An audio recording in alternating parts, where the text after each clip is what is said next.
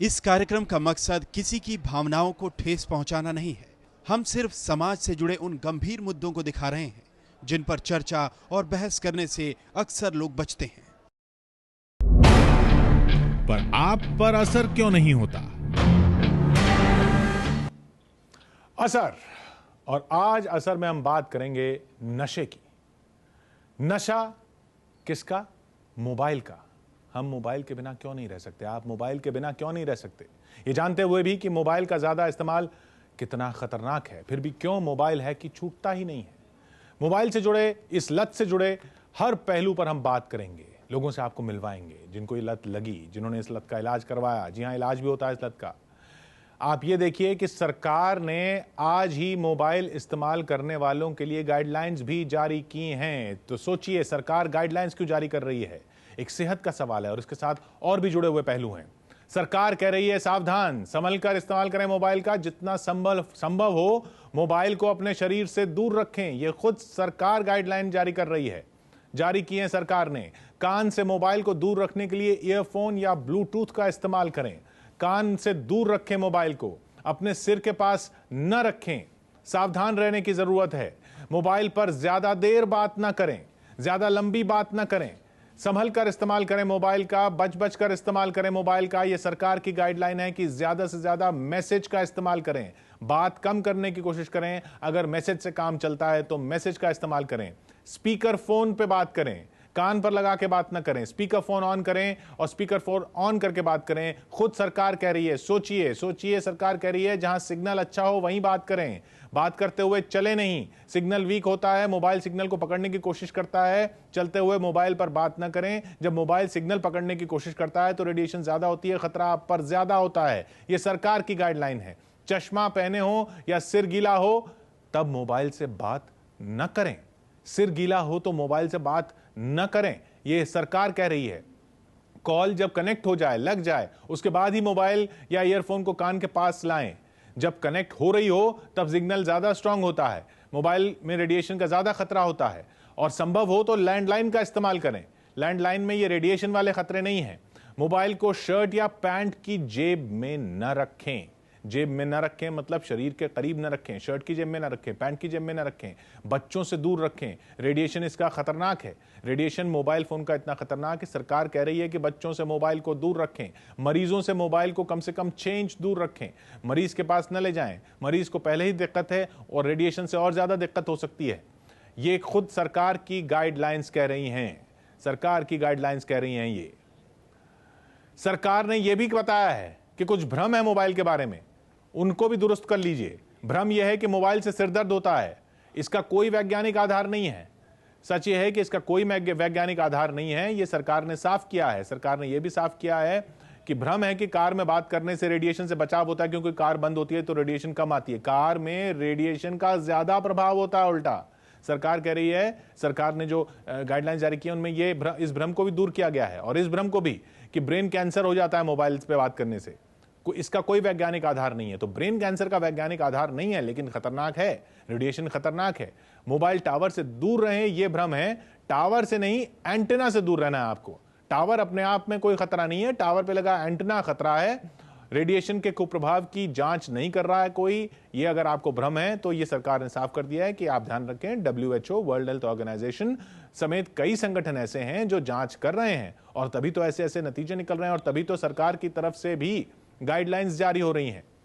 ये तो हुई रेडिएशन की बात, सेहत पे सीधे खतरे की बात। इसके अलावा भी बहुत से ऐसे खतरे हैं इस नशे के, जैसे किसी भी नशे के होते हैं। जान तक चली जाती है लोगों की, जान तक चली जाती है लोगों की इस नशे की वजह से। आपको हम दिखाएंगे कैसे कुछ लोगों की जान गई है। मोबाइल पर जरूरी बात हो तो ठीक है, लेकिन इसे अपने शरीर से दूर रखें। जरूरी बात हो तो ठीक है, लेकिन अपने ऊपर इस नशे को हावी मत होने दें। आप देखें कैसे, दिखाते हैं आपको। यूपी के गाजियाबाद में मोबाइल 2 परिवारों के उजड़ने की वजह बन गया। मोबाइल, जी हां, इतना खतरनाक। देखिए। चिट्ठी न कोई संदेश, जाने वो कौन सा देश जहां तुम चले गए। इस माँ का बेटा भी ऐसी दुनिया में जा चुका है जहाँ से वो कभी नहीं लौटेगा। 9 महीने हो गए उस दर्दनाक हादसे को, लेकिन इस माँ के जख्म ताजे हैं। इस माँ की यादों में आज भी जिंदा है राहुल।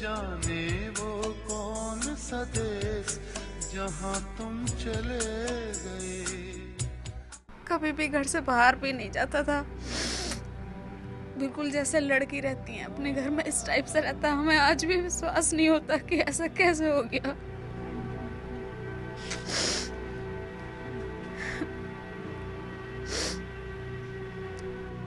1 दिसंबर 2011 का दिन था वो, जब हंसते खेलते इस परिवार की खुशियां बिखर गई। इस माँ का बेटा 15 साल का राहुल सुबह अपने ममेरे भाई के साथ स्कूल के लिए निकला था, लेकिन घर आई उसकी मौत की खबर। बहुत होशियार, बहुत अक्लमंद। मुझे बस यही पता नहीं कि जो बच्चा इतना होशियार और वो उसके साथ ऐसे कैसे हो गया। कभी घर से बाहर नहीं निकलता, स्कूल से आना है, घर पे रहना है या ट्यूशन जाना है, कभी भी कहीं भी कोई यार नहीं, दोस्त नहीं उसका। उस दिन भी एक भाई के ही साथ में मिला, कोई नहीं था। जब पता नहीं कैसे हुआ उसके साथ ऐसा। राहुल का शव गाजियाबाद की इन्हीं रेल की पटरियों पर मिला था। राहुल अपने ममेरे भाई कुलदीप के साथ अपने स्कूल देहरादून पब्लिक स्कूल के लिए निकला था, लेकिन स्कूल न जाकर दोनों भाई यहीं पटरियों पर मोबाइल से गाने सुनते दिखे थे। दोनों के कान में ईयरफोन लगा हुआ था। गाना सुनने में दोनों भाई इतने खोए हुए थे कि पीछे से आ रही उत्कल एक्सप्रेस की आवाज भी नहीं सुनाई दी। आसपास के लोगों ने भी राहुल और कुलदीप को पटरी से हटने के लिए आवाजें दी, लेकिन राहुल और कुलदीप को किसी की आवाज नहीं सुनाई दी। इसी पटरी पर ट्रेन राहुल और उसके भाई कुलदीप को कुचलते हुए निकल गई। ऐसा था ना कि वो लोग इधर से आए और लाइन में चलने लगे।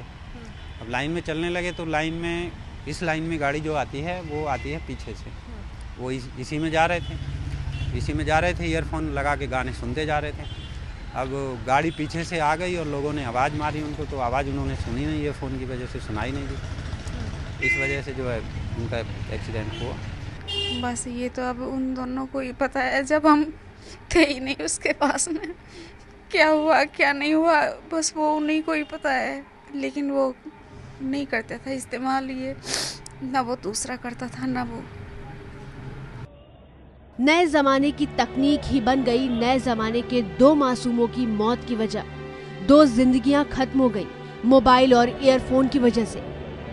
माँ 9 महीने बाद भी समझ नहीं पा रही है कि उसके लाडले की मौत का सच यही है। बस मैं यही बोलूँगी कि इसका इस्तेमाल ना करें तो अच्छा है। कम से कम जब चलते टाइम बाइक पे जा रहे हो या गाड़ी पे या कैसे, इस टाइम ना करें तो बैठ के या कहीं आप बैठे हो उस टाइम, वो अलग बात है। राहुल अपने परिवार के साथ 3 साल पहले ही गाजियाबाद आया था। उसके पिता आर्मी में सूबेदार थे। रिटायर होने के बाद वो सब अपने घर में रहने यहाँ चले आए, लेकिन किसी को नहीं पता था कि इसी घर में उन्हें अपने लाडले का शव भी देखना पड़ेगा। ईयरफोन का उसे शौक था ना, उसके भाई का शौक था वो कुलदीप को। उस दिन भी वो लेके नहीं जा रहा था, बस चुपचाप पता नहीं कैसे लेके चला गया। राहुल और कुलदीप की दर्दनाक मौत से उनके देहरादून पब्लिक स्कूल ने भी सबक सीखा है। अब स्कूल में सभी छात्र छात्राओं को मोबाइल लाने की मनाही है और नियमित तौर पर उनके बैग भी चेक किए जाते हैं। हर हफ्ते बच्चों की काउंसलिंग की जाती है ताकि वो मोबाइल अपने साथ ना लाएं और ईयरफोन का इस्तेमाल भी ना करें। क्लास में भी और असेंबली में, मॉर्निंग असेंबली में हम लोग बच्चों की बहुत ज़्यादा काउंसलिंग कर रहे हैं। इस एक्सीडेंट के बाद बच्चों को अवेयर किया गया है कि वो स्कूल में मोबाइल फ़ोन्स ना लेके आएँ, ड्राइविंग के टाइम मोबाइल फ़ोन्स ना यूज़ करें, हेलमेट का प्रयोग करें, कि कम से कम हादसा बच्चे के साथ हो। और अगर बच्चे स्कूल में मोबाइल लेके आते हैं, रेगुलर हम चेकिंग करते हैं, कभी हमें मोबाइल फ़ोन मिलता भी है तो इमीडिएटली हम पेरेंट्स से बात करके उन्हें बुला के फ़ोन उनको हैंड ओवर करते हैं। राहुल और कुलदीप अब सिर्फ अपने परिवार, दोस्तों और जानने वालों की यादों में हैं। इन दोनों की मौत सबक है उन लोगों के लिए जो बच्चों को महंगे मोबाइल और गैजेट्स तो दे देते हैं, लेकिन उनके सही इस्तेमाल के बारे में उन्हें नहीं बताते। आखिर ऐसी घटनाओं के लिए जिम्मेदार कौन है? सवाल हमें अपने आप से ही पूछना है। जी हाँ, सवाल हमें अपने आप से पूछना है। एक तो रेडिएशन का खतरा, उसके लिए सरकार गाइडलाइंस जारी कर रही है, वो सोचिए कि क्यों कर रही है। और फिर इस तरह के हादसे, ये रेडिएशन की बात नहीं थी, ये लत की बात है। सिर्फ गाजियाबाद ही नहीं, कान में ईयरफोन लगा हो, इस वजह से मुंबई और दूसरे इलाकों में भी कई दर्दनाक हादसे हो चुके हैं। हमें पता है कि मोबाइल और उससे जुड़े गैजेट्स हमें नुकसान पहुंचा सकते हैं, लेकिन ये लत है, ये नशा है, छूटता नहीं है। दिल्ली के युवाओं की कहानी देखिए।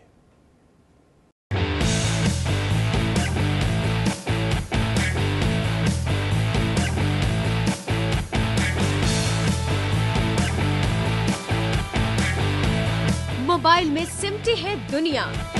मोबाइल है जिंदगी का अहम हिस्सा। लेकिन सच ये भी है, मोबाइल का ज्यादा इस्तेमाल है जानलेवा। फिर भी मोबाइल की लत छूटती ही नहीं।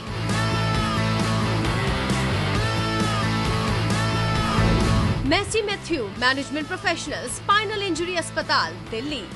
हॉस्पिटल मैनेजमेंट के पेशे से जुड़े मेसी की दुनिया भी मोबाइल और दूसरे गैजेट्स हैं। मोबाइल और इंटरनेट के जरिए दूसरों से जुड़े रहने की ऐसी लत लगी है कि रातों की नींद भी उड़ी हुई है।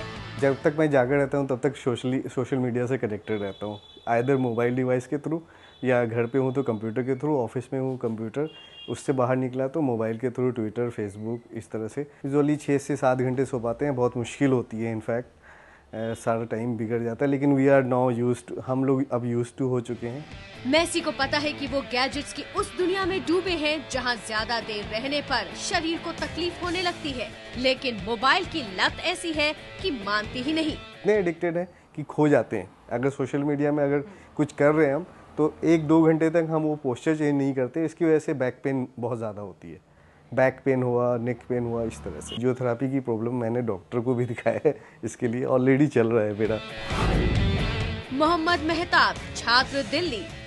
12वीं के छात्र मेहताब की जिंदगी भी मोबाइल और दूसरे गैजेट्स में सिमटी हुई है। स्कूल के बाद मेहताब की जिंदगी में कुछ है तो वो है मोबाइल के जरिए सोशल मीडिया से जुड़े रहना। मेहताब को अब लगने लगा है कि वो पढ़ाई से ज्यादा गैजेट्स के इस्तेमाल पर ध्यान देने लगे हैं। रोज 4-4 घंटे लगातार चैट करते हैं मेहताब, और उनका मोबाइल कभी ऑफ नहीं होता। 3 to 6 आवर्स मैं करता रहता हूँ, फिर दोबारा बैठ जाता हूँ 2 घंटे, और 11 बजे तक मैं खाना खाता हूँ। तो उससे मेरी स्लीपिंग हैबिट जो कि बहुत बिगड़ जाती है, और सुबह उठने में मुझे बहुत दिक्कत होती है। मैं बहुत कम जाता हूँ अपने फैमिली के साथ, क्योंकि इतना टाइम ही नहीं मिल पाता। अब ज़्यादातर मुझे अपने घर में रहना बहुत पसंद है, बाहर से तो मैं एकदम टच में नहीं रहा। मैं बहुत यूज्ड टू हो चुका हूँ अपनी गैजेट से। पार्थ मित्रा, छात्र, दिल्ली। 10वीं क्लास के छात्र पार्थ के पास कभी मोबाइल नहीं होता या उसकी बैटरी खत्म हो जाती है तो वो बेचैन हो जाते हैं। पार्थ कहते हैं कि मोबाइल उनकी जिंदगी है और इसके बिना कुछ भी नहीं। गैजेट्स आई यूज पूरी लाइफ, मतलब every day after school I use for 2 to 3 hours a day. Honestly, without technology, our projects will not be done. We'll not talk to our friends. You know, it is a portal जिससे पूरी दुनिया, all of our friends, हमारे school, we can reach everywhere. नए जमाने के युवाओं की ये कहानियाँ बता रही हैं कि हम मोबाइल और दूसरे गैजेट्स के किस हद तक गुलाम बन चुके हैं। इन्हें पता है कि इनके ज्यादा इस्तेमाल से इन्हें ही नुकसान होगा, लेकिन ये मजबूर है। मोबाइल की लत अब इनकी जिंदगी बन चुकी है। कोई भी लत, कोई भी नशा, कोई भी इस तरह की गुलामी नुकसानदेह हो सकती है, तो फिर क्यों ये लत छूटती नहीं? क्या हम मोबाइल के बिना नहीं रह सकते? ये सवाल है जो हमें पूछना है अपने आप से। हमारे साथ जुड़ेंगे खास मेहमान, दर्शक भी हमें लगातार, आप भी हमें लगातार संदेश भेज रहे हैं। इन संदेशों पर नजर डालते हैं जो दर्शकों ने हमें भेजे हैं कि ये मोबाइल हमसे छूटता क्यों नहीं। मोबाइल एक एहसास है जिससे हमें लगता है कि हम पूरी दुनिया से जुड़े हैं, मोबाइल के बिना लगता है कि हम अकेले हैं। पिंटू यादव ने ये संदेश भेजा है हमें।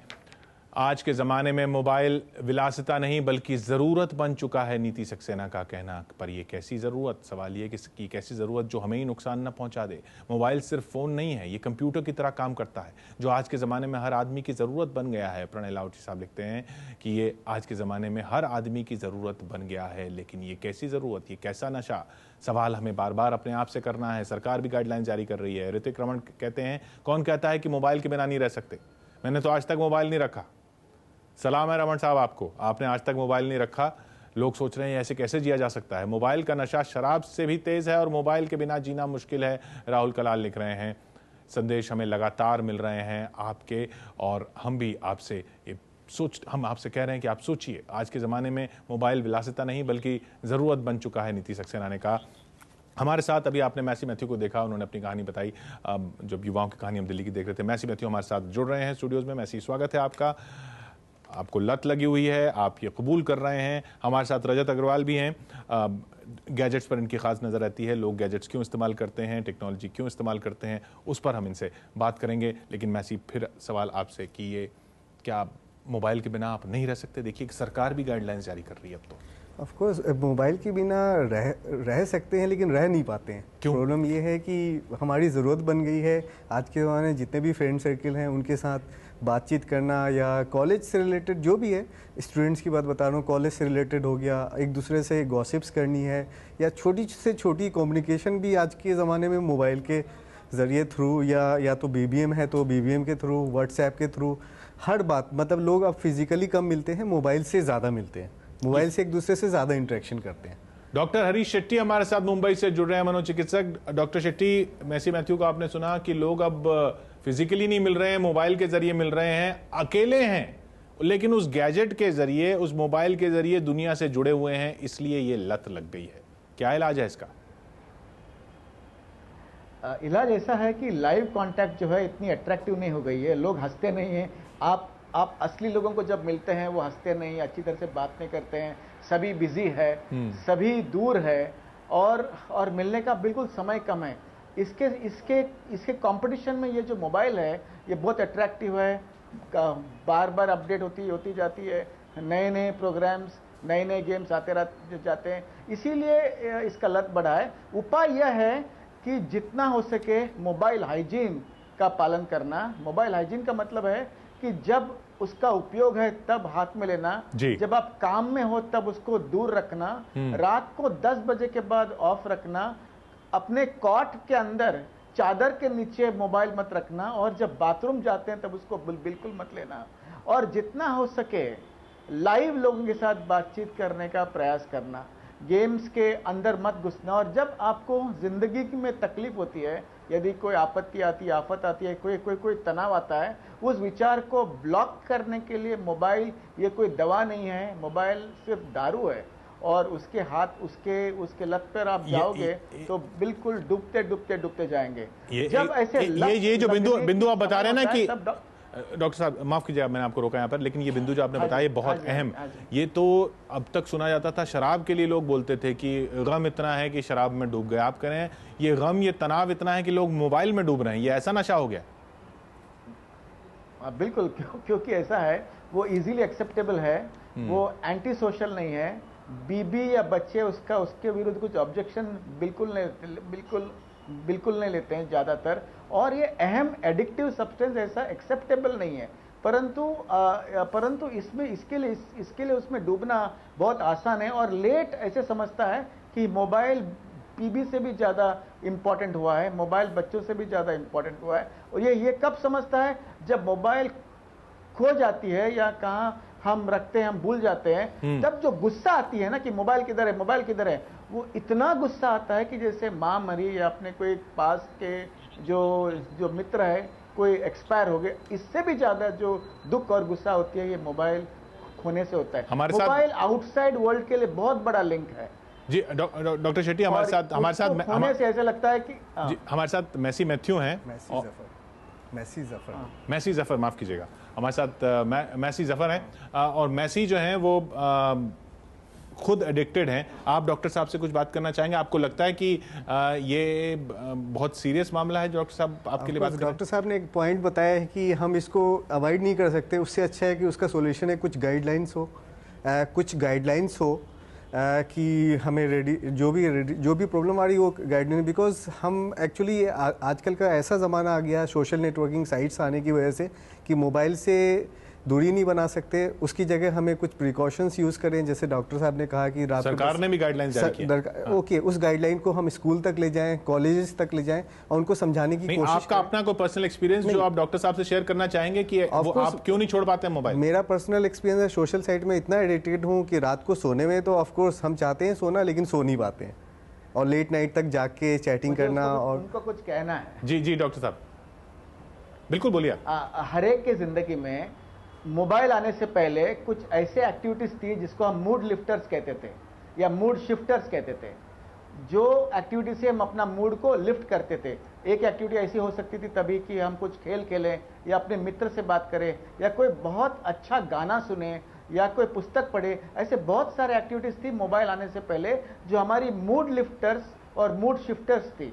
ये हम जब एक लत पर उतरे हैं तब आइडेंटिफाई करना कि इसके पहले मैं जब गाना बिल्कुल गाता था या सुनता था तब मुझे अच्छा लगता था, और इस मोबाइल से थोड़ा शिफ्ट करके एक आध दो ओल्ड मूड लिफ्टर्स को हमने उपयोग किया तो शायद थोड़ा इसका प्रमाण कम हो जाएगी। और एक ये बहुत इंपॉर्टेंट मैसेज है। सेकंड ये है कि फैमिली के साथ बातचीत इतना कम हो जाता है कि फिर से उनके साथ बातचीत स्थापन करना बहुत मुश्किल हो जाती, क्योंकि वो बड़े गुस्से में होते हैं। आप मैथ्यू आप कितना बात करते हैं फैमिली से? मैथ्यू मैसी माफ कीजिएगा, मैसी आप कितना बात करते हैं? फैमिली से तो नहीं, दोस्तों से। ऑफ कोर्स दोस्तों से बात करने का एक ही कम्युनिकेशन है मोबाइल से, या तो कॉल के थ्रू, एसएमएस के थ्रू या मोबाइल के थ्रू, फिर फेसबुक पे ऑनलाइन आके या ट्विटर के थ्रू। बहुत सारे मीडियम्स ऐसे हैं जिसको यूज़ करने के लिए मोबाइल एक मजबूरी बन चुकी है। तो मैं मोबाइल का ही सबसे ज़्यादा यूज़ करता हूँ, जिससे भी छोटी से छोटी बातें करनी हो। कॉल से ज़्यादा हमें लगता है एक दूसरे के पास जाने से अच्छा है कि उसको मैं वो बातें एसएमएस कर दूं। छोटी से छोटी बातें, इवन कॉलेज से रिलेटेड वर्क, जॉब वर्क, हर चीज़ मैं एसएमएस करता हूँ। यहाँ मैं रजत जी को शामिल करना चाहूँगा चर्चा में। रजत, ये आपकी नज़र में ऐसा क्यों हो रहा है? डॉक्टर साहब और मैसी की बात आपने सुनी, मैसी कह रहे हैं कि इसके बिना चारा नहीं है, डॉक्टर साहब कह रहे हैं इसके बिना चारा है। आप आजमा के तो देखें। बिल्कुल। एक्चुअली शुरुआत इससे है कि आज आपका सेल फोन जो है बस एक कॉलिंग और टेक्सटिंग के लिए डिवाइस नहीं है।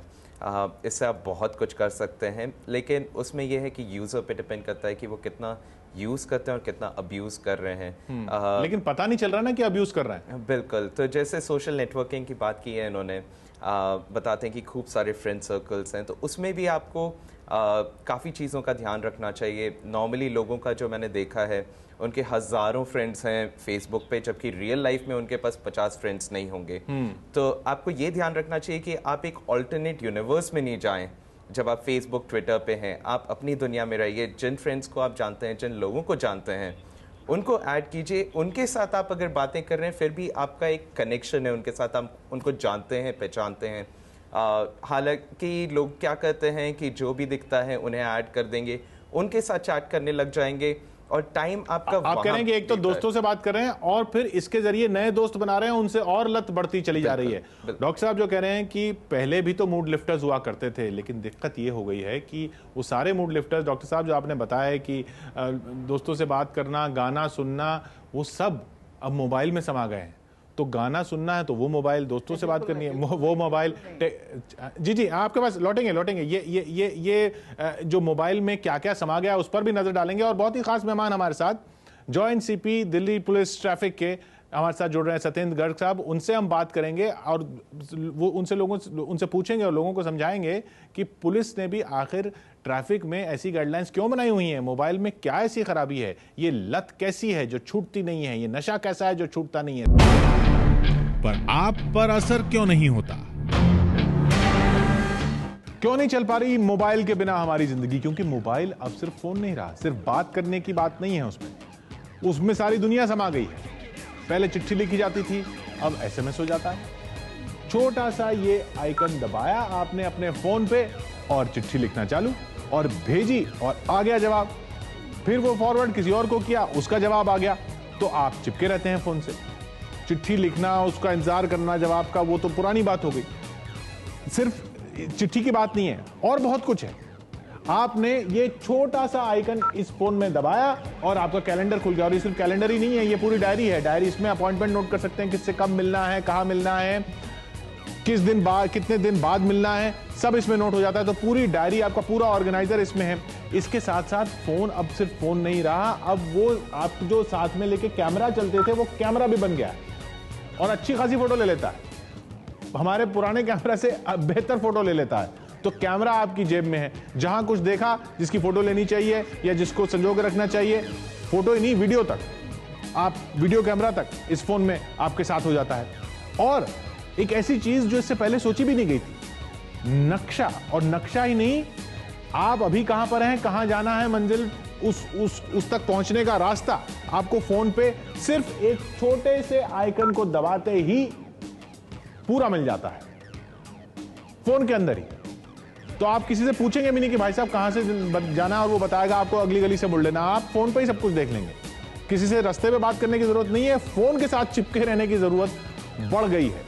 इसके साथ साथ कैलकुलेटर, कोई हिसाब किताब करना हो तो आपने सिर्फ ये कैलकुलेटर का आइकन दबाया और कैलकुलेशन चालू, पूरा हिसाब किताब आपने इसमें कर लिया। और बही खाता तक पूरा इसमें आप रख सकते हैं, किसी का, किसी चीज के बारे में या किसी आइटम के बारे में। और जो आपको फोन के साथ चिपकाए रखता है इन सब के साथ साथ, वो ये कि म्यूजिक प्लेयर, रेडियो, सब कुछ आपके फोन के अंदर ही है। आपने दबाया और म्यूजिक प्लेयर पे आप गाने सुनिए, आप रेडियो सुनिए, एफएम का सब कुछ। वॉकमैन जो होता था वो आपके फोन में ही है, तो आप उसके साथ चिपके रहते हैं। फोन पे बात नहीं करनी, कोई काम नहीं करना, तो म्यूजिक प्लेयर के जरिए चिपके रहते हैं। और ये सब छोड़िए, सबसे ज्यादा जो आपको अटकाए रहता है फोन के साथ, वो है इंटरनेट। एक छोटा सा आइकन आपने दबाया और आपने पूरा अपना वेब पेज खोल लिया, आपने फेसबुक खोल लिया, सोशल मीडिया, सोशल वेबसाइट्स, उसमें फिर उसके जरिए और मैसेजिंग, तो आप फोन के साथ चिपके हुए हैं। ये सारी तमाम चीजें हैं। इनके अलावा भी बहुत कुछ ऐसी एप्लीकेशंस हैं जो आपको फोन के साथ चिपकाए रखती हैं और फोन को आपके साथ चिपकाए रखती हैं, और ये नशा हो गया आपको।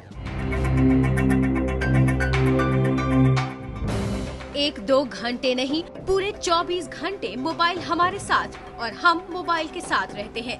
लेकिन क्या आपने कभी सोचा है कि क्यों हम मोबाइल के गुलाम हो गए हैं? क्यों इसकी लत हमें लग गई है? हम इतने यूज्ड टू हो चुके हैं काफ़ी चीज़ों के लिए। तो जैसे आपका सेल फोन है, इंटरनेट है, आप इनके बगैर रह नहीं सकते। It's all a matter of getting used to something. और उस हिसाब से अगर आप देखेंगे तो रहना बहुत मुश्किल है। टेक गुरु मानते हैं कि मोबाइल या गैजेट्स का इस्तेमाल बस काम के लिए ही होना चाहिए। मोबाइल का ज्यादा इस्तेमाल खतरनाक ही होगा। किसी भी चीज़ का एक्सेसिव यूज़ कोई रिकमेंड नहीं करेगा, और वो आपके ऊपर डिपेंड करता है कि आप कैसे यूज़ करते हैं, कितना यूज़ करते हैं। स्टूडेंट्स की जहाँ तक बात आती है कि माना कि रिसर्च के लिए आपको अपने स्टडीज़ वगैरह में इंटरनेट की ज़रूरत है, उसके लिए आपको गैजेट्स चाहिए। लेकिन जहाँ तक आपको टच में रहने की बात है, तो वो एक अभी रीसेंट फिनोमेना है कि फेसबुक है, ट्विटर है, इन टाइप की चीज़ें हैं। कभी आपको पहले 500 से 1000 लोगों के साथ एक साथ टच में रहने की ज़रूरत नहीं थी। वो क्योंकि आपके पास मीन्स है इतने सारे लोगों के साथ टच में रहने का, इसलिए आप यूज़ कर रही हैं। लेकिन अगर आप एक्चुअल में देखें, in terms of the benefits जो आपको ये मिल रहा है, तो कुछ खास नहीं मिल रहा। जरूरी कामों के लिए तो मोबाइल ठीक है, लेकिन दूसरों से कनेक्ट रहने की चाहत ने मोबाइल का इस्तेमाल जरूरत से ज्यादा कर दिया है। घंटों लोग मोबाइल के जरिए ट्विटर या फेसबुक से जुड़े रहते हैं। डॉक्टर भी इस बात को मानते हैं कि मोबाइल का ज्यादा इस्तेमाल ठीक नहीं है। बहुत कॉमनली हम देखते हैं कि लोग ओवर डिपेंडेंट होते जा रहे हैं टेक्नोलॉजी में, या हर वक्त 24 आवर्स आप कनेक्टेड रहते हैं, तो आप मेंटली स्ट्रेस्ड आउट रहते हैं, आप फिटीग्ड हो जाते हैं। अगर आपने मोबाइल रख लिया है रात को और आप एक्सपेक्ट कर रहे हैं कॉल, तो आपकी नींद डिस्टर्ब होगी, क्योंकि कॉल कभी भी आ सकती है। तो ओवर यूज या ओवर डिपेंडेंस वो गलत है। आप एक लाइन ड्रॉ करिए, आप टेक्नोलॉजी का पूरा फायदा उठाइए, बट उसको अपने पे हावी ना होने दें। बहुत बारी हम अपने पे हावी होने देते हैं, जिसकी वजह से हमें ही प्रॉब्लम होती है। मोबाइल हमारी जिंदगी में इस कदर घुस गया है कि बाइक या कार चलाते समय भी हम मोबाइल के जरिए दूसरों से जुड़े रहते हैं। या फिर मोबाइल पर म्यूजिक सुनते हैं, और जब ऐसा होगा तो हादसे भी होंगे। हर साल 6.5 लाख सड़क हादसे होते हैं, जिसमें से 1.5 लाख लोग मौत के मुंह में समा जाते हैं। ये वो हादसे होते हैं जो लापरवाही से होते हैं। इनमें से 10% मोबाइल से संबंधित हैं। ये आंकड़े रोड सेफ्टी पर काम करने वाले NGO के हैं। विशेषज्ञ कहते हैं कि बिना कड़े कानून के मोबाइल या गैजेट्स की वजह से होने वाले हादसों पर लगाम नहीं लग पाएगी। स्पेसिफिक कि अगर आप गाड़ी चला रहे हैं और आप मोबाइल यूज कर रहे हैं, so you can be arrested, and ये अमेंडमेंट आ रहे हैं और अभी ये पार्लियामेंट में इसका डिस्कशन हुआ है। तो आई होप कि इन नेक्स्ट 6 मंथ्स में अगर ऐसे कड़े रूल आ जाते हैं तो हम लोग फैटेलिटीज को रोक सकते हैं। तो साइबर और कम्युनिकेशन एक्सपर्ट कहते हैं कि मोबाइल और हैंड्स फ्री के सही इस्तेमाल के बारे में मोबाइल कंपनियों को ग्राहकों को पूरी जानकारी देनी चाहिए। ज़रूरत है एक नए कानून की। अगर आप कोरिया पर नज़र डालें तो कोरिया ने इस तरह के विशिष्ट प्रकार के कानून बना रखे हैं जो स्पष्ट तौर पर लोगों की सेफ्टी के ऊपर फोकस करते हैं। आप अपने कान पे हेडसेट तो लगा रहे हैं, साथ ही साथ अगर आपके साथ कोई दुर्घटना होती है तो जिम्मेवारी उस हेडसेट मैन्युफैक्चरर की भी है कि आपको पहले वार्न करे, और ताकि इस तरह की घटना हो सकती है। चूँकि मोबाइल और उसके जैसे दूसरे गैजेट्स का ज्यादा इस्तेमाल छात्र करते हैं, इसीलिए एक्सपर्ट्स की राय है कि स्कूलों को इसके बारे में जागरूकता अभियान चलाना चाहिए, तभी इस तरह के हादसे कम होंगे।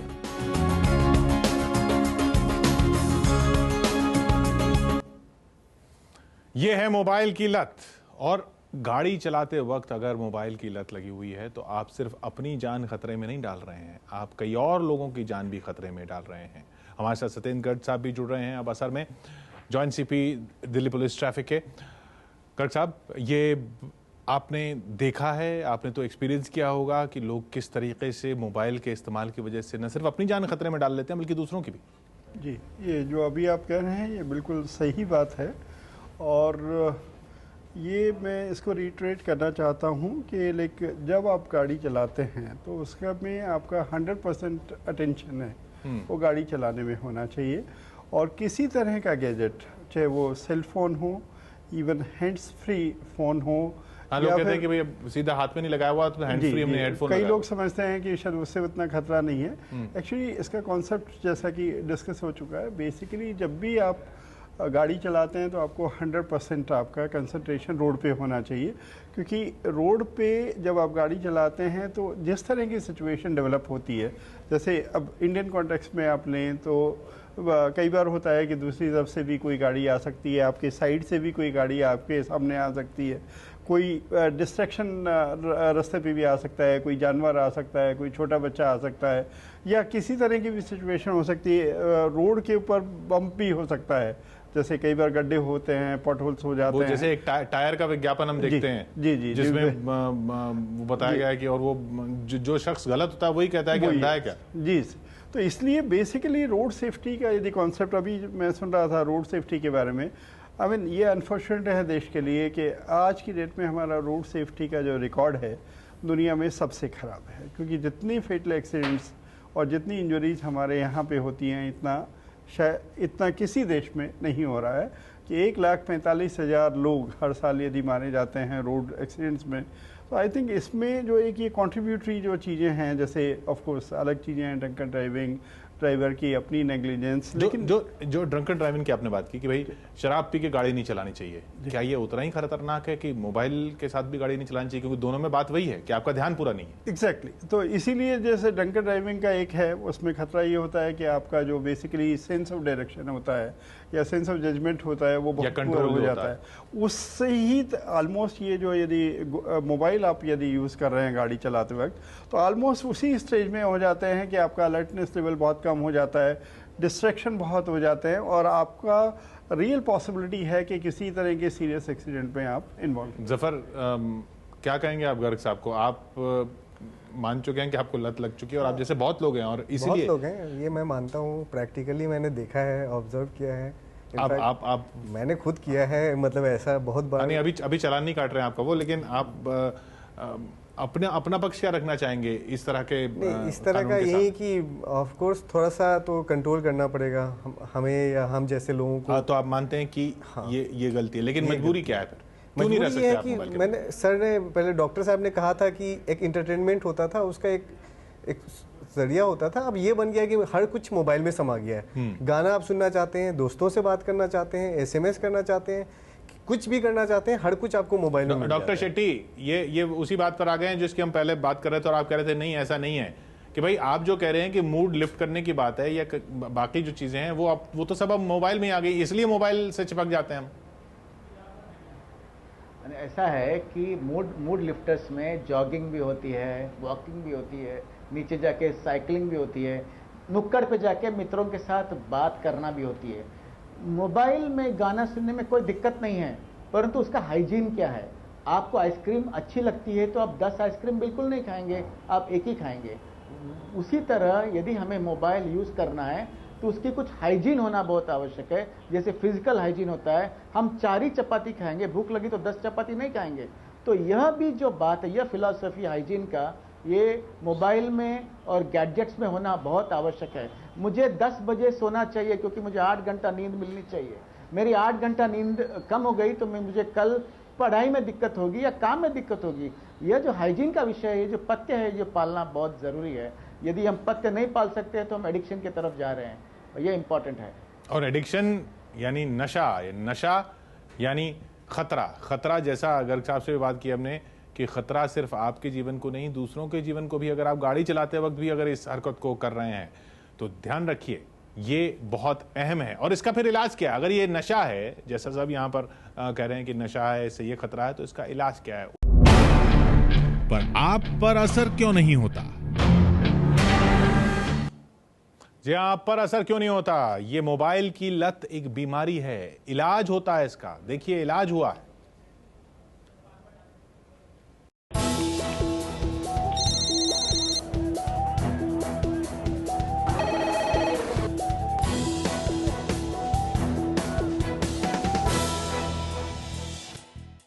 मोबाइल आज हर किसी की जिंदगी की जरूरत बन गया है, लेकिन जरूरत कब आदत और आदत कब मजबूरी बन जाए और मजबूरी बीमारी की शक्ल ले, पता ही नहीं लगता।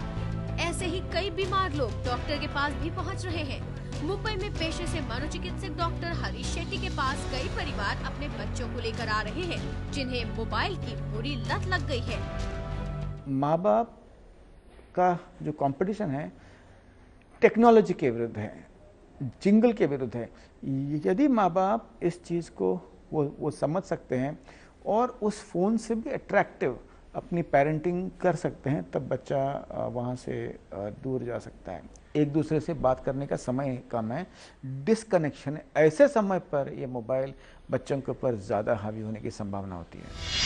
पहला केस, आर्ट्स के विद्यार्थी का घर वालों ने साइंस में दाखिला करा दिया।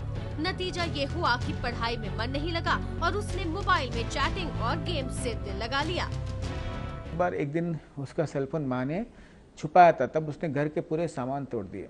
जब आया मेरे पास, उसने कहा कि मैं आप सेलफोन के बारे में बात करोगे तो मैं आपसे बात नहीं करूँगा। मैंने उसके ज़िंदगी के बारे में बातचीत करना शुरू की और उसे इंग्लिश लिटरेचर, ये इस पर बहुत रुचि थी। उसने माँ बाप को कहा कि मुझे ह्यूमैनिटीज़ करना है, इंग्लिश लिटरेचर करना है। मैंने उसको कहा कि शायद मैं आपके पिताजी से बात करूं कि आपका स्ट्रीम चेंज करें।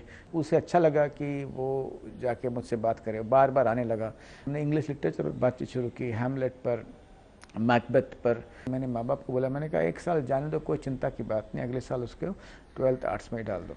उन्हें एक्सेप्टेंस नहीं था, पर उनको ये एक एक्सेप्टेंस हुआ कि बच्चे को जो अच्छा लगता है वो करे। स्ट्रीम चेंज किया, फिर उस मोबाइल के प्रति रुचि कम हो गई क्योंकि उसे और इस इंग्लिश जो लिटरेचर पर रुचि थी वो जग गई। दूसरा केस, 10वीं के एक छात्र ने घर के तनाव से बचने के लिए मोबाइल को गले लगा लिया।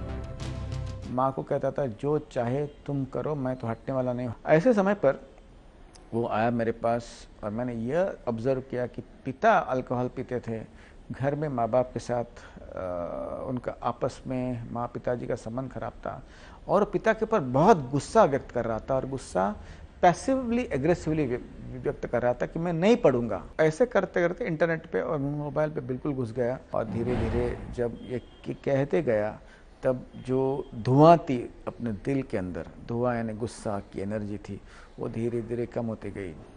और जब कम हुआ तो वो खुल के बात कर सका और एक दिन उसने अपने पिता को मन की बात शांतिपूर्वक उसके सामने व्यक्त की। मैं देखा कि वो मोबाइल और इंटरनेट के साथ वीडियो गेम्स खेलता था वो। तो मैंने कहा ठीक है, मैं भी आपके साथ बैठ के खेलता। एक बार हम साइबर कैफ़े में गए तो मैंने उसे एक ही बात कहा कि ऑल्टरनेट डे खेलो।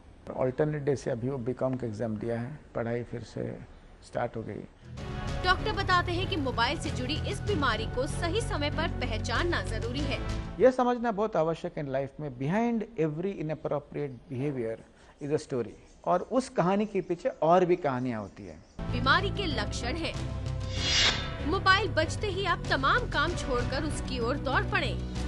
कॉल आते ही आप अपनी बात काट कर अकेले में बात करने चले जाएं। देर रात तक मोबाइल का इस्तेमाल करते रहें। मोबाइल नहीं मिलने पर या गुम हो जाने पर आपा खो दें। मोबाइल को लेकर जरूरत से ज्यादा संवेदनशील हो जाएं। लत जो है वो बीमारी है, इंटरनेट का हो या अल्कोहल का हो या सेल फोन का हो। और बीमारी के दायरे में जब उसको बीमारी के दायरे में हम देखते हैं तो उस व्यक्ति के प्रति सहानुभूति और करुणा बहुत बढ़ती है। सहानुभूति और करुणा होना बहुत इम्पॉर्टेंट है ताकि उसके साथ बातचीत शुरू करें, कॉन्वर्सेशन स्टार्ट हो। काउंसलिंग से ज़्यादा कॉन्वर्सेशंस के इम्पॉर्टेंट है। डॉक्टरों का ये भी आरोप है कि मोबाइल कंपनियां ऐसे एप्लीकेशंस बना रही हैं जो कि दिमाग में जगह बना लें ताकि आप मोबाइल का ज्यादा से ज्यादा इस्तेमाल करने लगे। और रजत हमारे साथ हैं यहाँ पर और वो कह रहे हैं कि ऐसे एप्लीकेशंस भी हैं जो ये लत छुड़वा सकते हैं। वो कौन से हैं रजत? देखिए, काफ़ी सारे एप्लीकेशंस हैं जो ये मॉनिटर करते हैं कि आप क्या यूज़ कर रहे हैं, कितना यूज़ कर रहे हैं। कई बार ये होता है कि आप अपना कुछ काम कर रहे हैं कंप्यूटर पे और आप फेसबुक पे जाते हैं, बस मैं चेक कर लेता हूँ कि क्या हो रहा है फेसबुक पे, और थोड़ी देर बाद आपको पता ही नहीं चलता है कि आपने 1-1.5 घंटा तो फेसबुक पे ही निकाल दिया। आपकी प्रोडक्टिविटी जो है बिल्कुल कम हो गई है। तो ऐसे एप्लीकेशन से जो ट्रैक करते हैं, मॉनिटर करते हैं कि आपने, यानी आप वो एप्लीकेशन देखती है, बताती है कि आपने कितना वक्त मोबाइल पर बिताया है या किसी एप्लीकेशन में बिताया है या किसी फंक्शन में बिताया है, और उसके बाद वो कट हो जाता है, टाइमर लगा है। तो टाइमर वाले एप्लीकेशंस भी हैं जिनसे ये होता है कि ठीक है, थोड़े टाइम बाद की आपने रोज़ का सेट कर लिया कि मैं इतने टाइम ये करूँगा। तो जैसे आपने फेसबुक पे कहा कि ठीक है मैं दिन में 1 घंटा फेसबुक करूँगा, उससे ज़्यादा नहीं। तो 1 घंटा जैसे ही आपका दिन में यूसेज खत्म होता है तो उसके बाद वो आपको एक्सेस नहीं करने देता। तो ये भी अगर आप ये खुद एहसास कर रहे हैं कि ये लत लग गई है तो ये भी तरीका आप इस्तेमाल कर सकते हैं। अंत में फिर मैं गर्ग साहब के पास जाऊँगा। गर्ग साहब, आप बता रहे थे कि सिर्फ गाड़ी आप चला रहे हैं तभी खतरा नहीं है, पैदल चल रहे हैं तब भी खतरा है। जी, कैसे केसेस हैं आपके पास? नहीं, देखिए बिल्कुल है। जैसे मेरा कहना ये होता है कि जब भी कोई भी व्यक्ति किसी भी पोजीशन में रोड पे यदि आता है, चाहे वो पैदल यात्री होता है, पैदल यात्री मोबाइल फ़ोन का भी यूज़ कर सकता है और गैजेट जैसे हेडफोन म्यूज़िक वगैरह के लिए भी होता है। कितने ही केसेस हमने देखे दिल्ली में भी कि आप हेडफोन लगा के रोड को क्रॉस कर रहे हैं, पहले क्योंकि आपका ध्यान पूरा डिस्ट्रैक्ट हुआ होता है तो पहले एक छोटे वाहन से, साइकिल से या आप स्कूटर से टकराए, उससे आपको थोड़ा चोट लगा, गिर गए, और फिर वो बड़ी वाहन जैसे बस वगैरह, ऐसा यहाँ विकास मार्ग में हुआ था। एक यंग लड़की 21-22 साल की, वो रोड क्रॉस कर रही थी, हेडफोन लगा हुआ था और उसने बस पहले क्रॉस किया, उसका पूरा ध्यान डिस्ट्रैक्ट होगा म्यूज़िक में, तो उसको कब वो स्कूटर से टकराई, कब वो नीचे गिर गई और कब बस के नीचे आ गई, ये कुछ क्षणों में हो गया। दूसरा केस यहाँ करोल बाग में हुआ था जिसमें कि ऐसे ही कोई यंगस्टर अपने हेडफोन लगा के जा रहा था, उसने स्कूटर जो आ रहा था उसका ध्यान नहीं दिया, तो स्कूटर वाले ने शायद उसका ध्यान रखने के लिए ब्रेक लगाए, उसके पीछे जो बस आ रही थी उसने स्कूटर वाले को क्रश कर दिया। क्या देंगे आप? तो सलाह ये देंगे कि भाई आप रोड पे जब भी आएँ, चाहे आप पेडेस्ट्रियन हो, पैदल हो, आप फुटपाथ पे भी चल रहे हों, या फिर आप कोई भी वाहन, साइकिल, 2 व्हीलर 4 व्हीलर, किसी तरह का भी कोई गाड़ी चला रहे हैं, तो आप यदि चल रहे हैं या चल रहे हैं यानी कि पैदल चल रहे हैं, रोड क्रॉस कर रहे हैं, या फिर आप कोई भी वाहन चला रहे हैं इंक्लूडिंग साइकिल, तो भी आपको किसी तरह का डिस्ट्रैक्शन उस समय नहीं होना चाहिए। आपका 100% अटेंशन रोड पे होना चाहिए। किसी हालत में आपको अपना सेफ्टी को और दूसरों की सेफ्टी को कॉम्प्रोमाइज़ नहीं करना चाहिए। और ध्यान रखिए, ये अपने बच्चों को भी सिखाइए, क्योंकि अगली पीढ़ी बहुत जल्दी इस लत को पकड़ रही है। और लेकिन बच्चों को आप तब सिखा पाएंगे जब हम खुद समझ पाएंगे कि हमें ये लत लगी हुई है, क्योंकि बच्चे वही करते हैं जैसा हमें करते हुए देखते हैं। बहुत बहुत शुक्रिया आपका डॉक्टर शेट्टी हमारे साथ जुड़ने के लिए और ये तमाम अहम जानकारी देने के लिए। जफ़र, आपका बहुत बहुत शुक्रिया आपसे शेयर करने के लिए कि एक जो लत जिसे लगी होती है उसके मन में क्या चलता है। रजत, आपका बहुत बहुत शुक्रिया हमें इतनी सब जानकारी देने के लिए। और गर्ग साहब, आपका भी बहुत बहुत शुक्रिया। आप देख रहे थे असर। ध्यान रखें, आप पर असर क्यों नहीं होता।